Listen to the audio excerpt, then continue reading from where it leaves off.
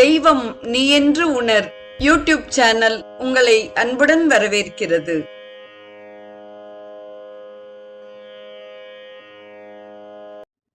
அன்பு உள்ளங்கள் அனைவருக்கும் ஒளிமயமான உற்சாகமான காலை வணக்கம். செங்கதிர் தேவன் சிறந்த ஒளியினை தேர்கின்றோம், அவன் எங்கள் அறிவினை தூண்டி நடத்துக என்ற ஆதவ பிரார்த்தனையுடன் இன்றைய நிகழ்வு உதயமாகிறது. இன்றைய ஸ்ரீ சௌரம் நிகழ்வில் சூரிய நமஸ்காரத்தின் 26ஆம் அணுவாக்கத்தின் முதல் 3 பகுதிகள் குறித்து நாம் சிந்திக்க இருக்கிறோம்.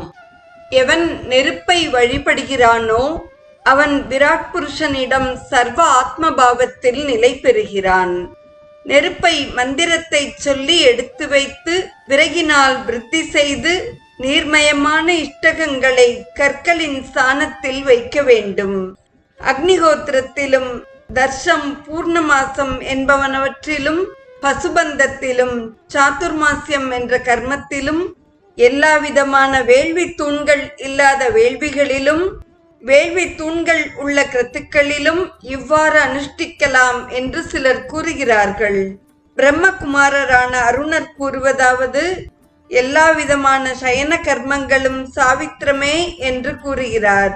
அப்படி ஒன்றும் சாவித்திர சம்பந்தம் இல்லை என்று கருதுகிறோம் என்றும் இவற்றிற்கு வீரியம் வெவ்வேறு என்றும் பிறர் கூறுகின்றனர்.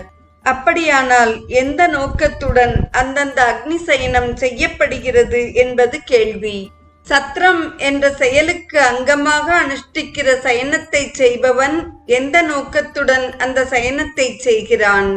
சாவித்திரம் என்ற சயனத்தை அனுஷ்டிப்பவன் எந்த நோக்கத்துடன் செய்கிறான்?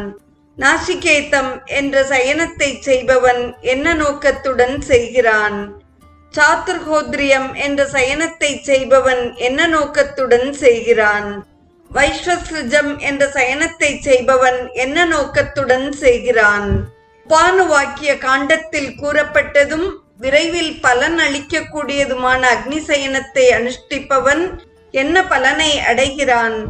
இந்த ஆருணகேதுகம் என்ற சயனத்தை அனுஷ்டிப்பவன் என்ன பலனை அடைகிறான் என்பதும் கேள்வியாக இவ்வணுவாக்கத்தில் உள்ளது. இந்த நெருப்பானது ஆண்களின் வீரியத்தை போன்றது. அது தவறாக பயன்படுத்தப்பட்டால் விதைகள் நாசமடையும். அக்னியை முறை தவறி பூஜிப்பவனுடைய வேள்வியும் நாசம் செய்யப்படும். ஆகையால் சாவித்திர சயனத்திற்கு மற்ற சயனங்களுடன் அனுஷங்கம், அதாவது தொடர்பு கூடாது என்பதே முடிவு. உத்தரவேதிகளுடன் கூடிய கிருதுக்களில் ஆருணகேதுக சயனத்தை தனியாக அனுஷ்டிக்க வேண்டும். உத்திரவேதி என்ற இடத்தில்தான் அக்னி சயனம் செய்யப்படுகிறது. சந்ததியை விரும்பியவன் ஆருணகேதுக சயனத்தை அனுஷ்டிக்கலாம்.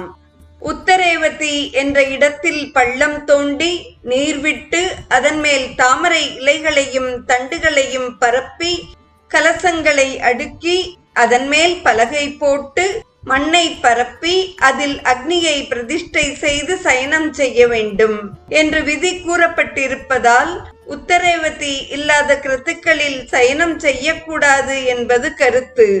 அக்னிஹோத்திரம், தர்ஷ பூர்ணமாசம் முதலியவற்றில் உத்தரேவதி இல்லை.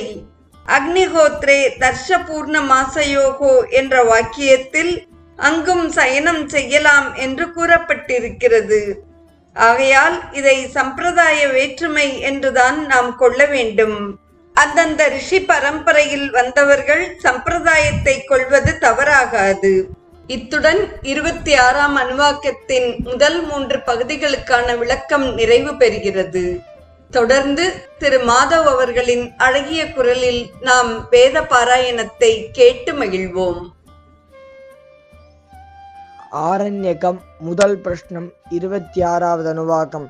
அக்னிம் பிரணீயோபசமாதாய தமபிதயேதா அபீஷ்டகா உபததாதி அக்னிஹோத்ரே தர்ஷபூர்ணமாசயோः பசுபந்தே சாதுர்மாஸ்யேஷு அதோ ஆஹுः சர்வேஷு யஜ்ஞः க்ரதுஸ்விதி அதः ஸ்மாஹாருணஸ்வாயம்புவः சாவித்ரः சர்வோக்னிரித்யனனுஷங்கம் மன்யாமஹே நானாவா ஏதேஷாம் வீர்யாணி கமக்னின் சினுதே சத்ரியமக்னிஞ்சின்வானः கமக்னிஞ்சினுதே சாவித்ரமக்னிஞ்சின்வானः கமக்னிஞ்சினுதே நாச்சிகேதமக்னிஞ்சின்வானः கமக்னிஞ்சினுதே சாதுர்ஹோத்ரியமக்னிஞ்சின்வானः கமக்னிஞ்சினுதே வைஸ்வசृजमग्निञ्चिन्वानः